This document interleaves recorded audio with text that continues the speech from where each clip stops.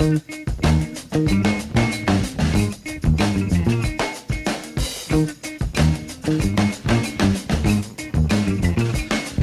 yourself. It's getting familiar with yourself, and it's getting familiar with the work. Everyone wants to jump right in and become a professional actor the moment that they step on stage for the first time, but it takes a long time to get to do that. So formalized training helps you find yourself and find many tools that you didn't know were available to you, so that when you come out of it, you actually do have the training necessary to try to go after the dreams that you want.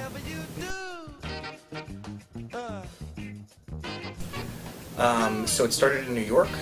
It started with stand-up comedy. I started going through conservatory maybe when I was 20 years old. And I found improv when I was 21. And I went through the UCB program in New York, moved to Los Angeles, went through I.O., have done some Second City, studied with Miles Stroth, and have performed regularly as a result. And that was over the course of many years. Just when you think that you found everything that you think that I know it all now. At this point, I've gained it, and then you take one more and you realize I didn't know anything. So yeah, it was a long journey, and primarily improv training.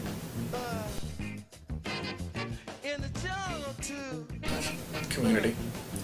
Community from faculty to your fellow actors. What I love about here is the fact that everyone is with each other so much. They're with each other 20, 30 hours a week, that they get to know each other so well. So you're working with people as opposed to a solo class that you take one time and then you might see that person 6 months from now.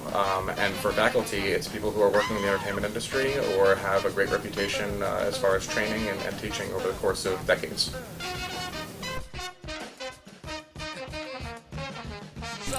Stop worrying about the business element of it so much, but like anyone who's eager to jump in, you're getting headshots before you memorize your first page of a monologue. Get rid of that. That comes in time, but you really have to focus on the work. Without the work, it doesn't matter how many headshots you get. If you get a $5,000 photographer, it doesn't matter. It's going to be irrelevant. You need to ground yourself with the work. That'll come. So don't focus. Don't try to run before you're even able to crawl. To speak in an extreme cliche.